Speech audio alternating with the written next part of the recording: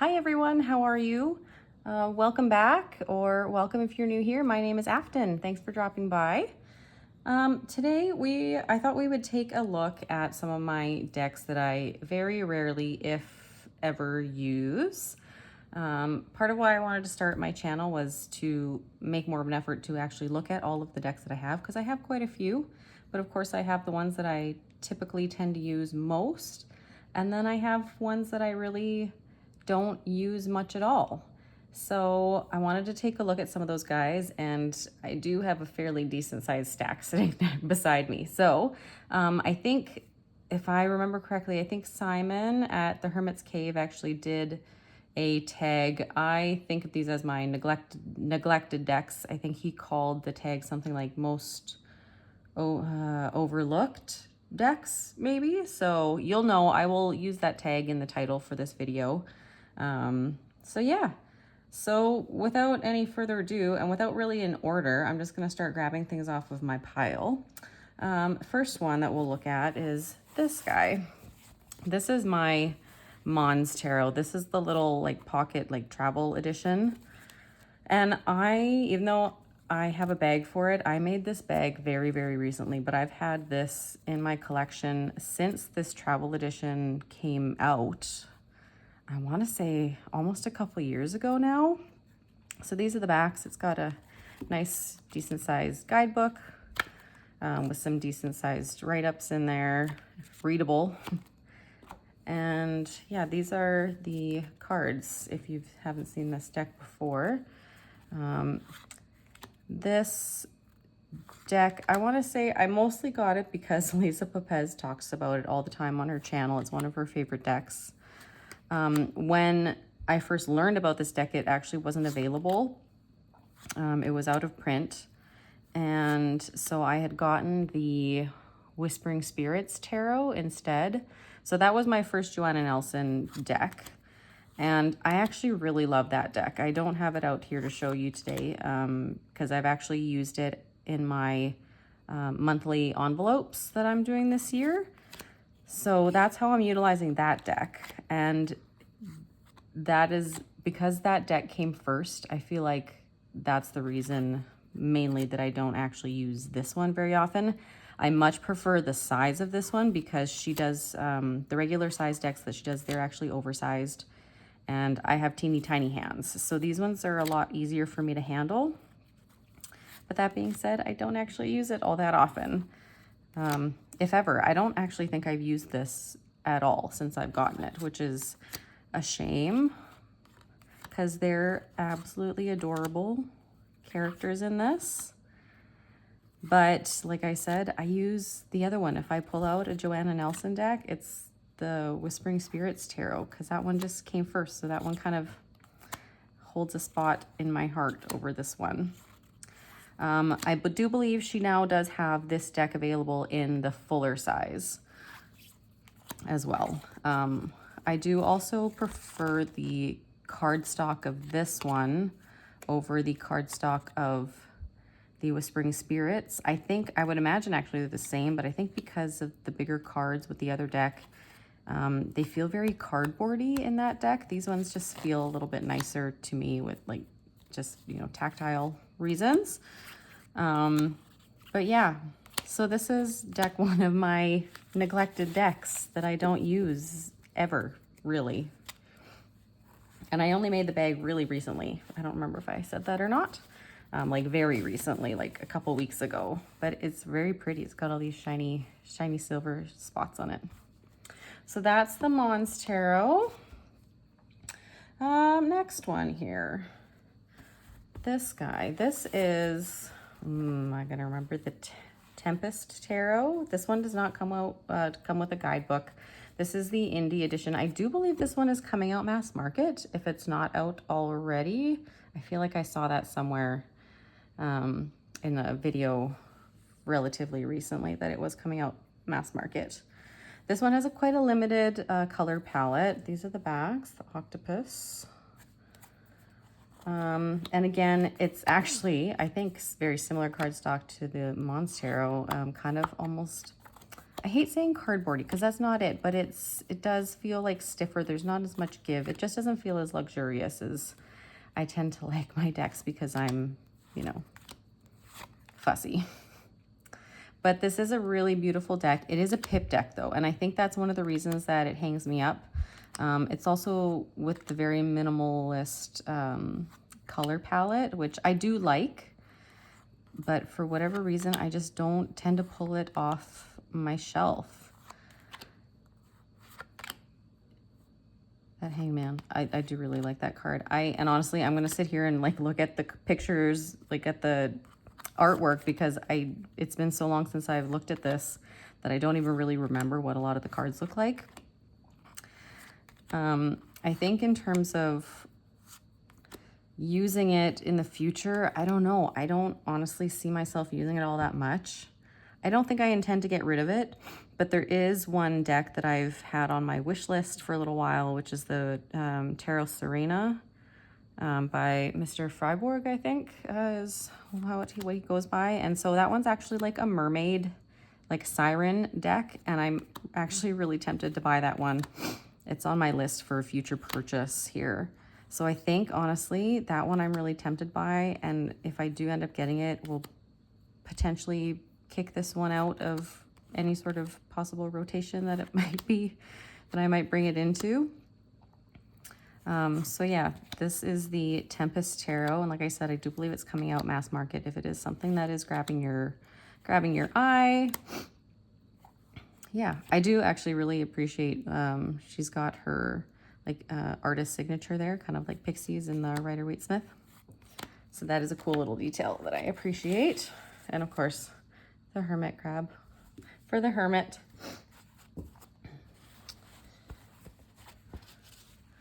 All right, what should we look at next? Let's look at this one. This is the Marea Tarot, I believe is how you say it, how I say it anyway. This is a Thoth-based deck. This one was a Kickstarter that I backed probably getting close to a year ago now, I would guess. And it's, I mean, I'll just say it is a beautiful, beautiful production quality. It is linen. Even the book like is a linen finish. There's tons of information in here. I have not started to explore the Thoth at all. I bought this pretty much purely based on aesthetics because it's absolutely beautiful. And thinking that, you know, if I were to start studying Thoth, this would be the one that I would use to do that. I have not started to do that. So it's just been sitting unused on my shelf. It is still in order, as we can see. But it is really, really beautiful. The colors are absolutely amazing. That High Priestess is everything, as is that Empress. Yeah, it's just a really, really beautiful deck. I believe there are multiple lovers cards, yeah. So yeah, there's 3 different ones. So you can choose. And yeah, I don't really have a lot to say about this because I don't use it at all. And my main reason is because I don't use Thoth. So, but it is just stunning to look at. Something I think that I don't do enough of is just taking my decks off of the shelf to look through them. Because I think that's still valid as a way to connect with your decks, even if you're not reading them specifically. That's really cool, 5 of Swords. Yeah, so that is the Marea Tarot. I believe this is still available on Etsy as well through the creator's Etsy website. But really lovely, and like I said, it's beautifully, beautifully done. The cardstock is amazing. Okay, this one, this might surprise some people. I don't, I was gonna say, I don't think I've shown this on my channel before, and I'm actually quite sure I haven't. This is the Tarot of Echoes by Anna Turian. This one, What do I say about this? First of all, I mean, Anna's work is absolutely stunning. The colors are amazing. And I have a couple of her other decks. But the truth is, I don't really use those decks either. And I think one of the things that, especially now as I'm looking at this deck, one of the reasons why is because it's very busy, I guess, in terms of like there's a lot going on. There's so many details, which is great, but I think it's a lot for my brain to comprehend. And I don't know if I'm saying this right in that I find that her work she has such a specific style. And so when I have, 3 of her decks, I don't find a whole lot of difference between them. And obviously there are, because the Tarot of Abyss is black and white. This one's in color, but then I also have the Tarot Arthurian, the one that's in French. And honestly, if I were to pick an Arthurian deck to go to, specifically looking for her artwork, I think that one is the one that I'm drawn to the most. This one I mostly bought, I think, now that I look back on it, because I knew that it was only going to be a very short, limited print run. And my collector brain went, oh, I should have that. And actually, I remember when I first found out about this deck, when she announced it, that it was going to be coming up for pre-order. She put it up for pre-order, and then in her newsletter said that she would also be doing a print run later in the year. And I was going to wait until later in the year, but then something in the back of my brain was like, no, I think you need to order it now, like in this pre-order window. And sure enough, I did, trusted my gut on that one, but then she didn't end up actually doing a second pre-order window. So a lot of people, I think, missed out on this. I love this Ace of Wands. So this is a really kind of prime example of what I mean when I say it just feels very busy. There's a lot of details to take in. If I look at these 2 cards, this one is just, it's so simple. Like I love how my eye is just immediately drawn to the flame. Versus here, there's so many details that my brain it's almost doesn't want to take in the full image. It flits to like all the flowers and under her hair. And then we've got all this up here, the detailing in the watercolor. So yeah, I think this isn't going to be going out of my collection anytime soon. And I mean, she does amazing hangmans. I do really love her depictions. She always has something that's slightly different that really makes the meanings of the cards really clear, which I really appreciate. But yeah, for whatever reason, I feel like it's too busy for my brain right now.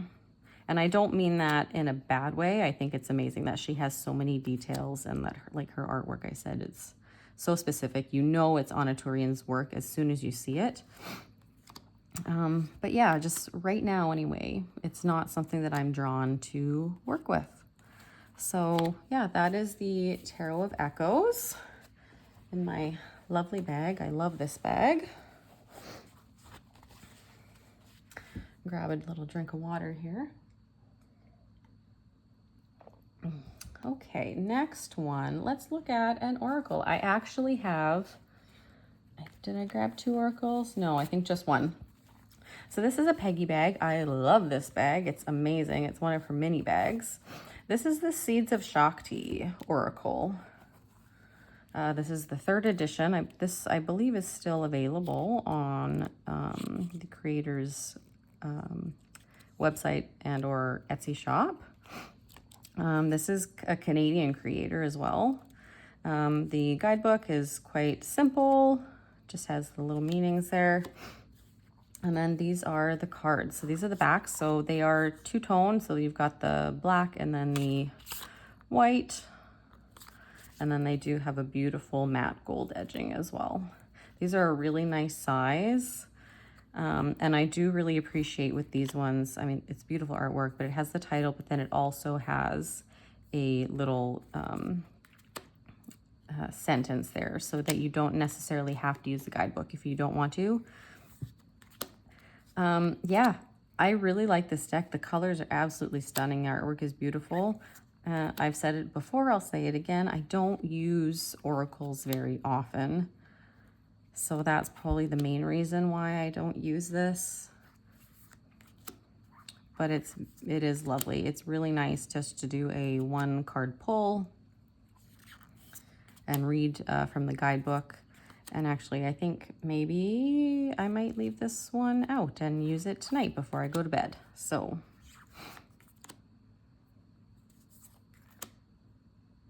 self-preservation is a balm for the heart.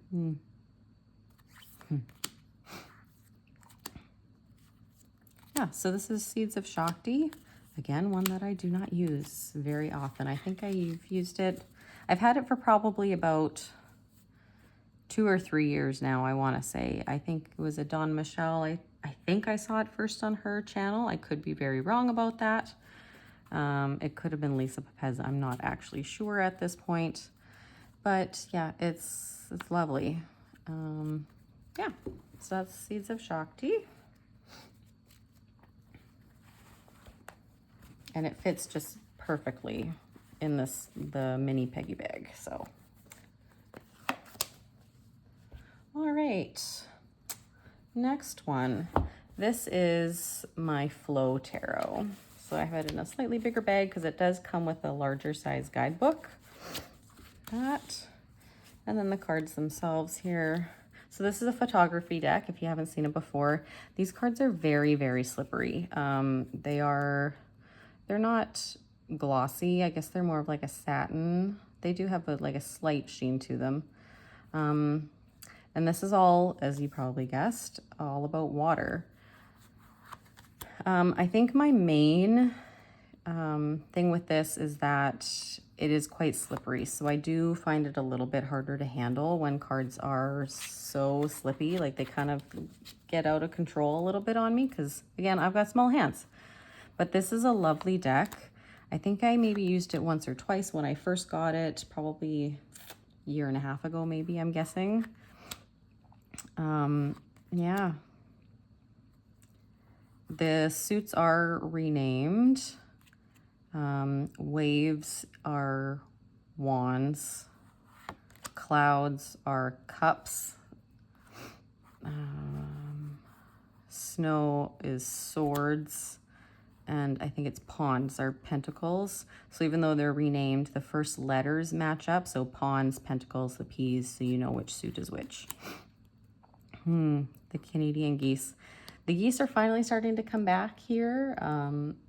So spring hopefully is on its way. We just got another little bit of snow last night after having like a fake spring. So that was a little bit disappointing to wake up to this morning, but hopefully spring is right around the corner. Yeah, see, they're falling all over for me. But this is a lovely deck. Again, I don't really have an excuse for not using it. I just tend to use other decks over it. I think partly too because it's a photographic deck as well. That, I don't know, it's not that it puts me off, it's just, I think I have to be in a very specific mood for a photography deck.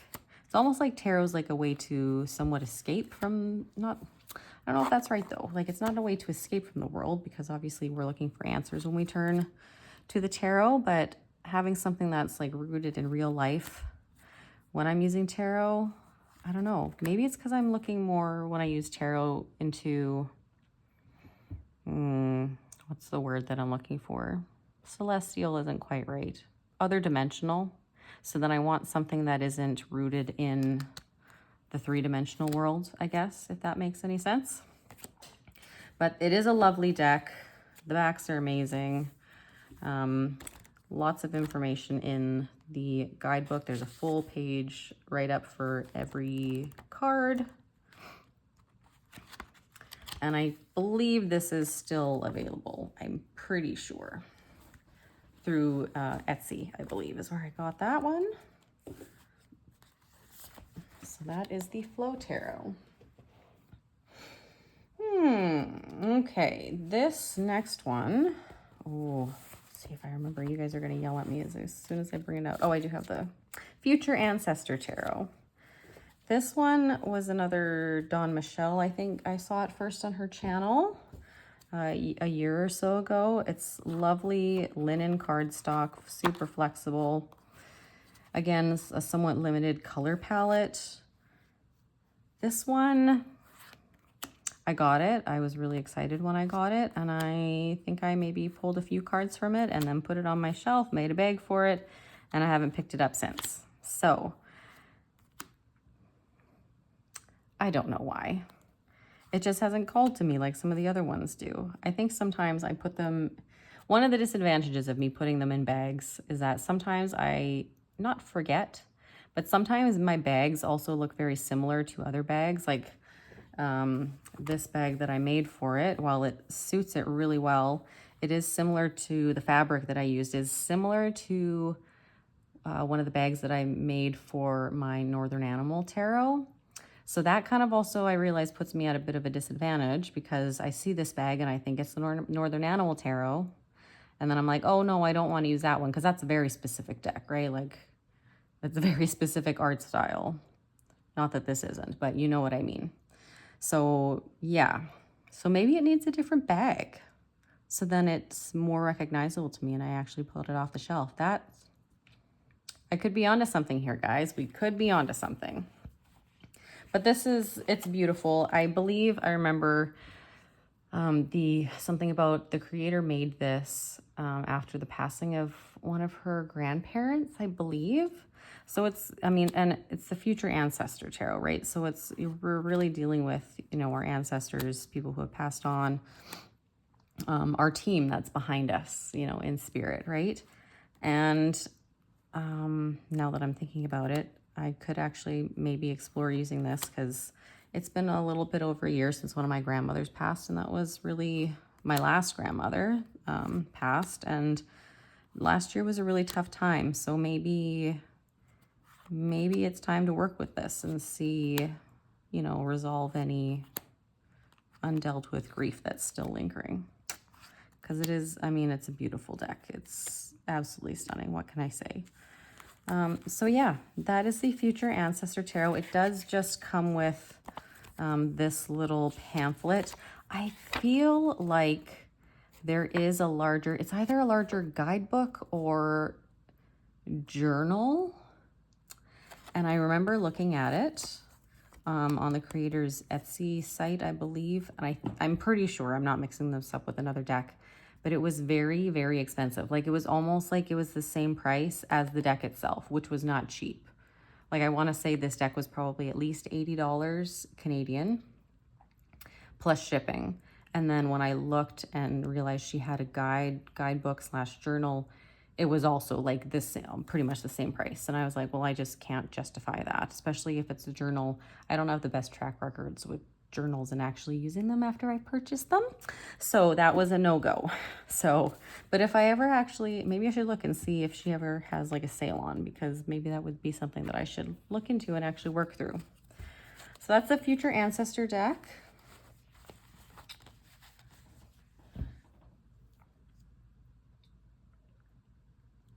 Okay, next up. This is the Serpentfire Tarot. This, I believe, is the 7th edition. There is a new edition coming out, if it's not out already, independently published. And I think it's the final edition. And I want to say I remember it being, at least the design of it is like an amalgamation of all the different editions that it's gone through.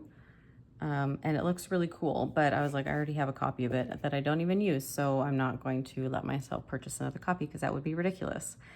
This is the inside of the box. It's got a nice little poem or saying there. Guidebook is pretty basic. The typography it's fairly small. I can read it no problem, but if you're someone who has trouble with your eyes, it might be a little bit on the small side for you. And these are the cards. So it is a glossy cardstock, and I don't know if you guys can see, it did come with quite a few scratches on the backs, and all of them. So that was a little bit disappointing.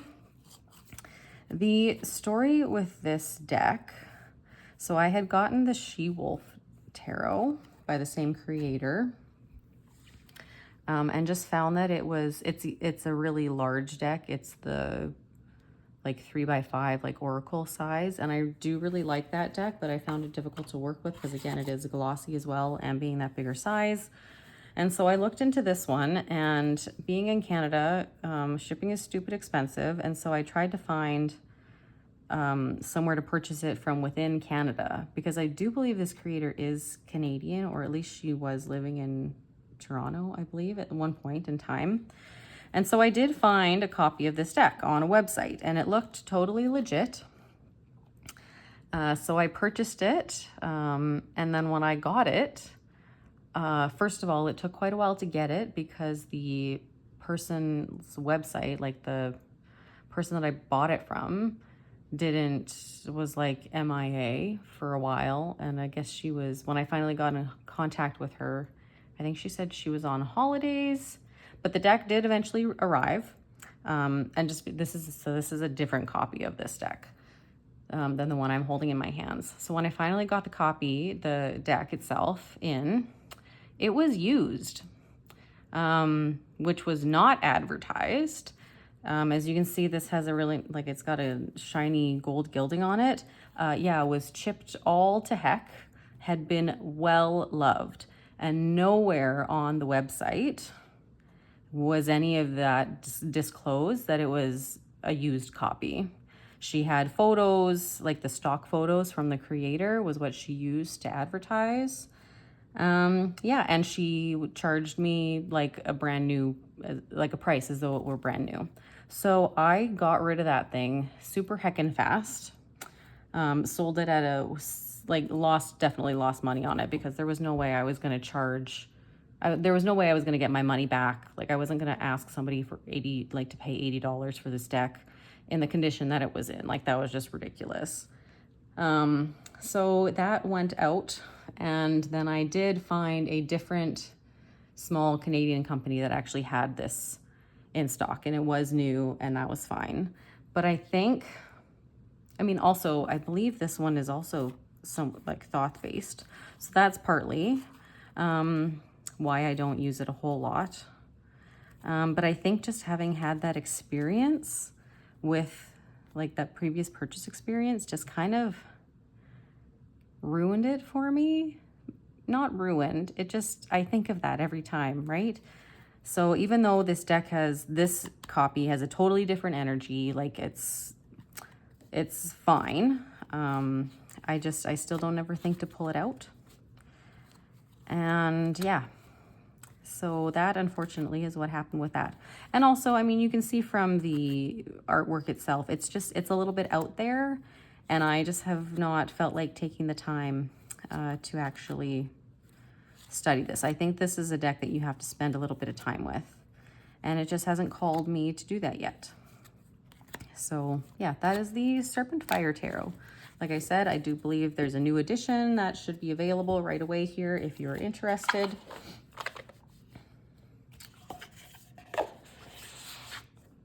And that is that. Okay. How are we doing for time? Oh, we're doing not too bad. I hope you grabbed something to drink. Because we still have a few decks to go through. The next one. This is my Dream of Nile Tarot. So this is by Emma Zhang. She's the creator of the Dream Vision Tarot. So this was a Kickstarter that I backed about a year ago, I want to say.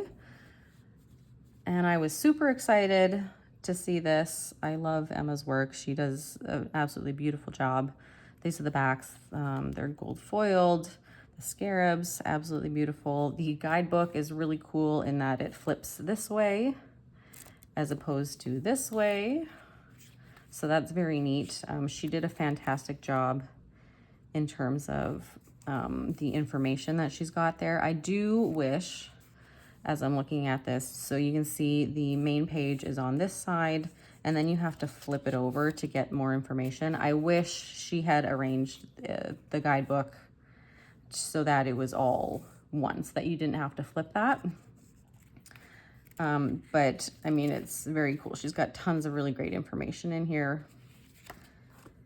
With this deck, honestly, it's amazing production quality. I just have not, again, it's one that it's based on Egyptian mythology, right? Or Egyptian history, really, and gods and all that. And I know a little bit, but not a lot. So again, it's one that you would have to kind of take the time to really learn and focus on and learn, like the deities, that kind of a thing, and the gods and goddesses. And I just, quite honestly, in the last year and a half that I've had, I just haven't had the brain power to do that. So, but I mean, her artwork is amazing.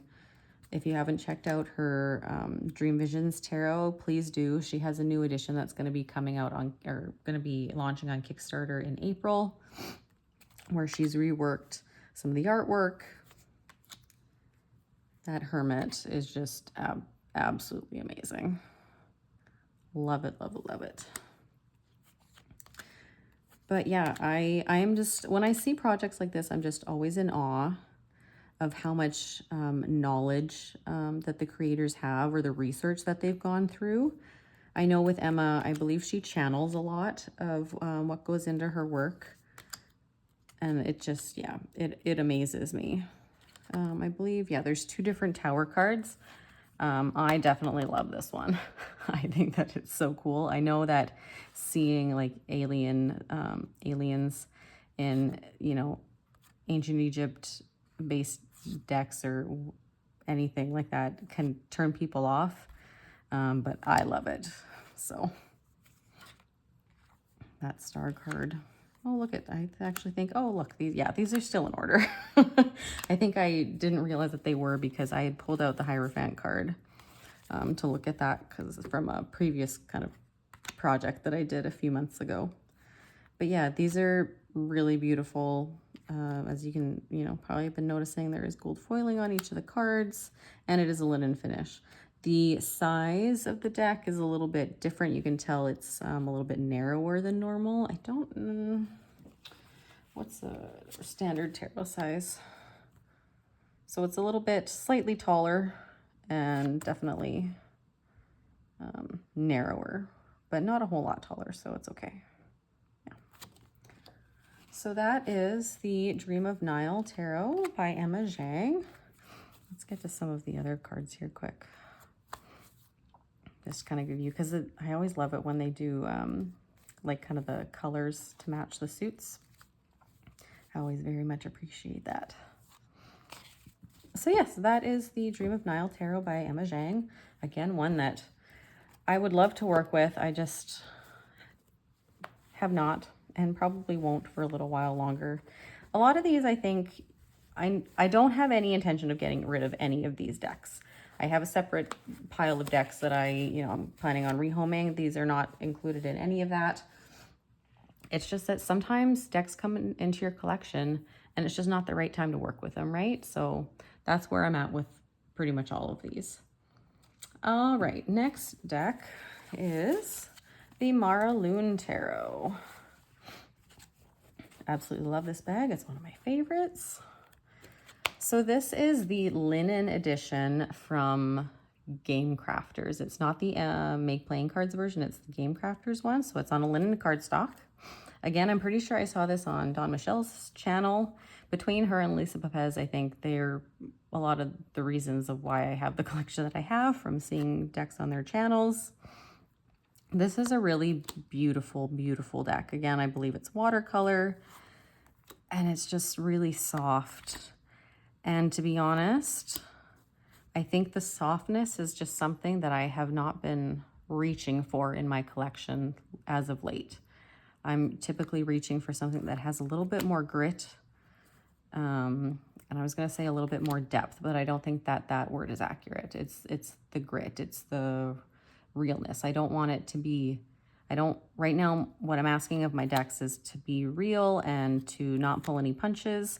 And this one's just a little bit too gentle and a little bit too soft. That being said, it could be a totally different experience once I actually work with this. You know, looks can be deceiving, right? So, but that just goes to show that I really have not worked with it a whole lot, if at all. I will say this Lover's card, it does always give me pause whenever I see it. It just doesn't seem to fit with the rest of the deck. And the Lover's card is one of the cards that I do really look for, I guess, when I'm looking at decks. But yeah, really, really beautiful. But yeah, it just kind of sits there on my shelf, and it will sit there for forevermore because I don't think it's one that I will be getting rid of anytime soon, at least. So the Lunne Tarot from Game Crafters specifically. Okay, we're slowly getting there. I've only got a few more sitting over here. Okay, this is the Rainshadow Tarot. Yes. This is a Kickstarter that I backed probably about 1.5 years ago, maybe 2 years ago now. It's been a little while. I have used it a few times. It's absolutely stunning, but for whatever reason, it's just not one that I think to grab. And that's just kind of the reality of it. Not a whole, big ton of write-up in the guidebook. Sorry, I know I'm flipping through that. It's probably making you sick. The one thing that I remember is that the major arcana is actually at the back of the book rather than at the beginning, which I've always found interesting when creators do that. The artwork in this is absolutely beautiful. It did come edged. I don't know if it's showing on camera or not. It is like a matte silvery gray color. Those are the backs. It does have a copyright on the backs, which if it doesn't bother you, then cool. I haven't really used this deck, so honestly, I don't really know if I really noticed that before until now.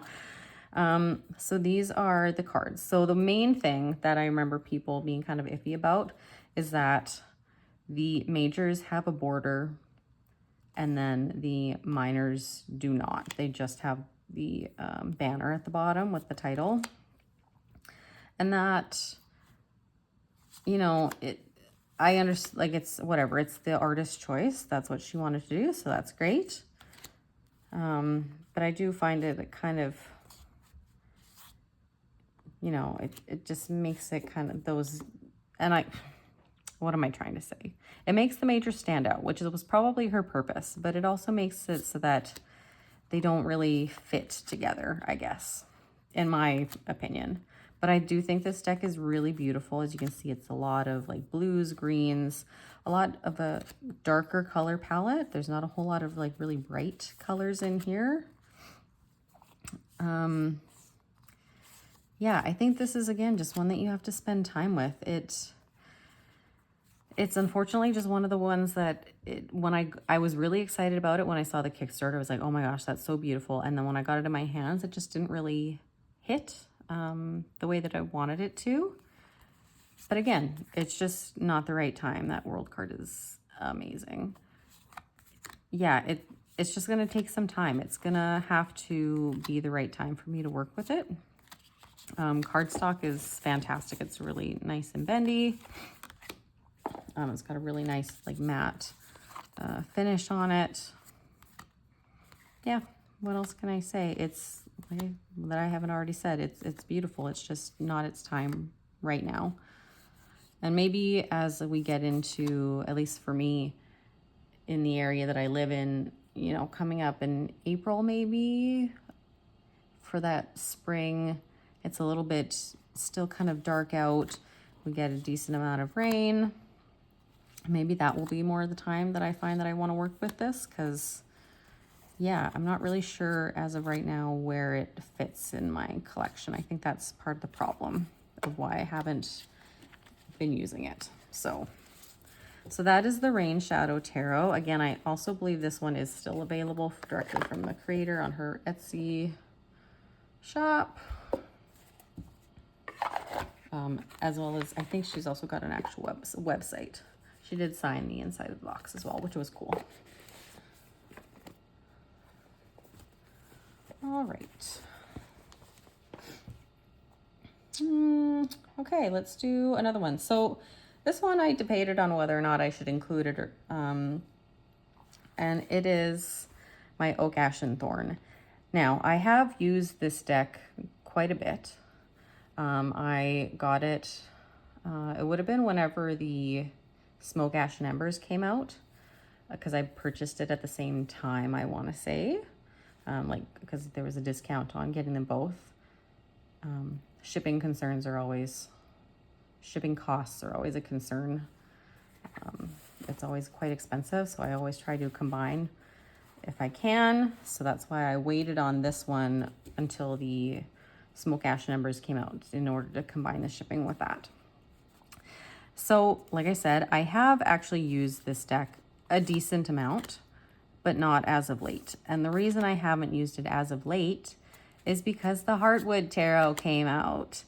So that really has kind of taken over this deck's place in my collection. And I think the main reason for that is because the Heartwood Tarot has more context in each of its cards. Like you've got more, almost like a background story.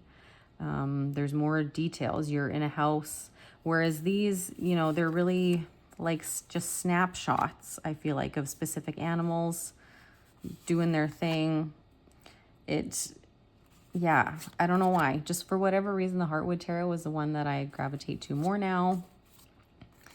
And I don't pick this one up. I do also have the mini version of this, which I also love. Will sometimes take that one with me on like road trips, whatever, because it is small and I can toss it in my bag quite easily. Yeah, I use the Heartwood Tarot more than this one. What can I say? I could probably also have included the Smoke, Ash, and Embers in with this grouping of decks today, because I really don't use it very often unless I'm obviously specifically looking for that dragon energy, which I have not lately. So I'm just going to take a drink. I'm getting really dry here. Excuse me. But this is obviously a really, really beautiful deck. And I guess the other thing is that I'm just not huge on animal decks. I thought when I first started collecting that I was going to like love animal decks, like couldn't get enough of them. I can get enough of them. I have 3 or 4 of them now, five of them, and I feel like that's almost too much because they don't get used. Honestly, primarily the Heartwood Tarot and my Northern Animal Tarot are the ones that I end up using. And again, that being said, this is not going anywhere. I do really love this deck. It's just, yeah, I'm not using it right now, and I haven't used it in a while, but it is still lovely, not going anywhere.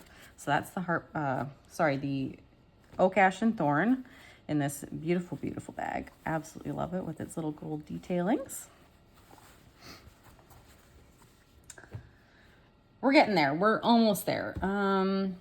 Let's go with another animal deck. This is the Pacific Northwest Tarot by Brendan Marnell. So this is the first edition, or like first printing. I believe it's still available. Got a really lovely box. I love that it opens up all the way like that. Got a guidebook. Yeah, there's pretty decent write-ups in here for all of these guys. No pictures, just words, but that's fine. It does tell you what each of the animals are. I love these backs. I think they're amazing. Actually, there was a video that I did not that long ago where it was asked, one of the questions was what was one of your favorite backs, and I pulled the deck because I really didn't know what deck to pull. And now that I'm looking at this, I should have pulled this because this is absolutely lovely. I really like this. So this has the really dark edges. It looks, I don't know if it'll show up on camera. It looks black almost, but it is a very, very, very dark teal, which I believe the newer printings or editions, whatever you want to call it, has a lighter color edging. It's actually, I believe, more similar to like this light blue color in here rather than the really dark, but I'm really happy that I have the dark. I really like them. So again, it's an animal deck.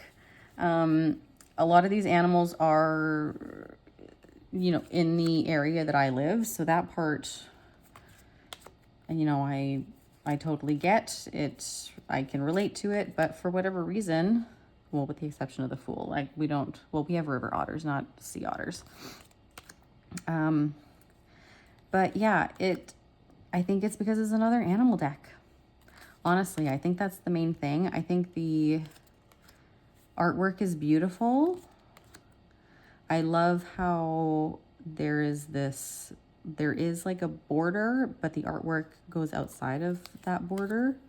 I really like that. But yeah, for whatever reason, I don't use it ever. And now that I'm even looking at it, I'm like, why do I still have this? I don't think I'm going to get rid of this, but it's because it is so lovely and it's just beautiful to look at. But I honestly can't see myself working with this anytime soon, which is a shame. But it's also okay. There's nothing wrong with that, right? So it is what it is. That's a lovely tower card. The swan. We actually have a lot of swans. We're actually, where I live, we're known as the Swan City. So yeah, we have a lot of trumpeter swans around this part of the world. Not right now, obviously, because it's still winter here, but they'll be back. Yeah.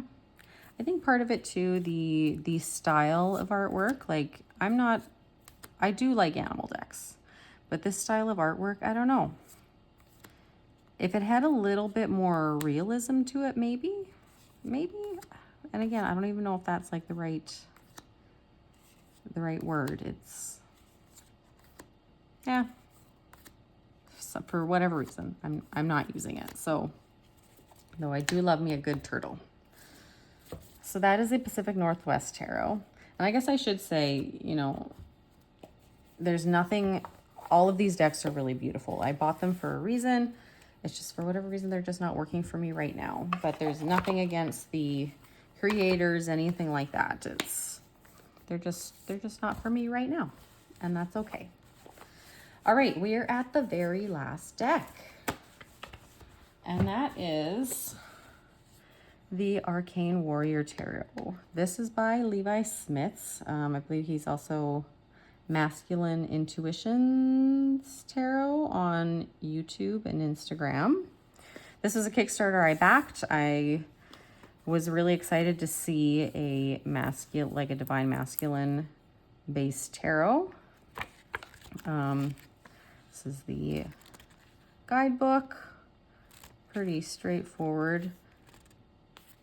And the main reason that I backed this, even though the artwork is cool, it's not really my style, but I really did back it for the extra phrases that are on each of the cards.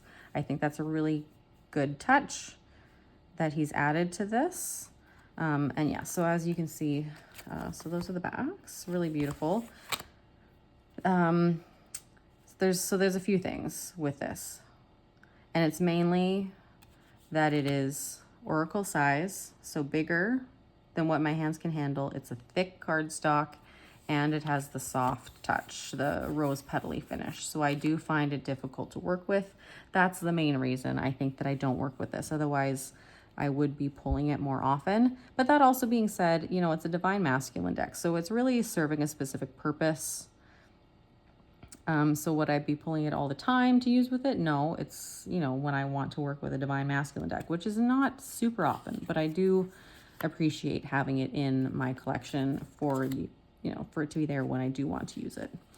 He has renamed some of the cards, obviously, you know, the Oracle instead of the High Priestess, the Nurturer instead of the Empress. So those little touches too, I appreciate. I will say too, I mean, obviously his artwork is very specific in that they do seem very two-dimensional.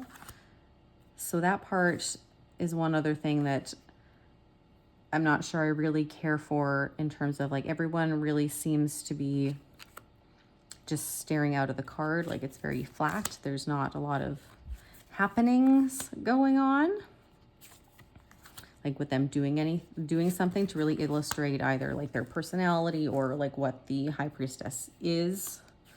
Or I guess I shouldn't say the High Priestess, but you know what I mean. Yeah, so, but I do, like I said, really appreciate the phrases, the key phrases that are on here. That is a great Temperance card. And then the other thing that I should mention is that the minor arcana are definitely more pippish. It's not like scenic at all. Discs are pentacles, obviously. So yeah, there is kind of that, I guess, I don't want to say, but disconnect, I guess, between like the numbered minors versus the, like, gosh, sorry, I'm just like stumbling over my words. I didn't plan anything of what I was going to say about some of these decks. There's, yeah, like to go from animals in the numbered minors to people in the court cards, that's not my favorite thing. So I think that partly too, I wish it was actually like people in the minors, in the numbered minors. But you know, that's a me thing. But then there are some like this, right? Like the Eight of Wands, there's clearly a person there. So yeah, I just wish it was a little bit more consistent that way, rather than, you know, going from really pippish looking to then having animals in some and then having some people in some of them. That's honestly my biggest, probably my biggest gripe with this deck. Again, it's not going anywhere. It's here to stay, at least for the time being. Maybe, you know, if I find another Divine Masculine tarot deck that I really like. I do have the St. Jinx Arcana, which I do actually really like. So that one I tend to pull out over this one for all the reasons that I mentioned before. So that brings us to the end of this video. I hope you enjoyed. Leave me a comment if you want. Yeah. Oh, and also, I mean, I should just say I haven't made a bag for this. So what does that tell me right off the bat? That, you know, it has not been a priority. It has not been one that I'm reaching for, because if it was, I would have made it a bag by now. But anyway, yeah, I do believe that deck is still available as well. I keep saying anyway, but we're finally at the end. So thank you for joining me today. I hope you enjoyed. And yeah, let me know what you think about some of these decks. Do you actually, if you've got them, do you use them? Are you like me? Do they just sit on your shelf and you bypass them more often than not? Yeah, let me know. I hope you guys have a great week coming up here. I hope you survive through the daylight savings time, because that happened this morning for me. That was fun. Not looking forward to waking up tomorrow morning. We'll just say that. All right, guys, have a great day, evening, whatever time you're at, and we'll see you soon. Bye.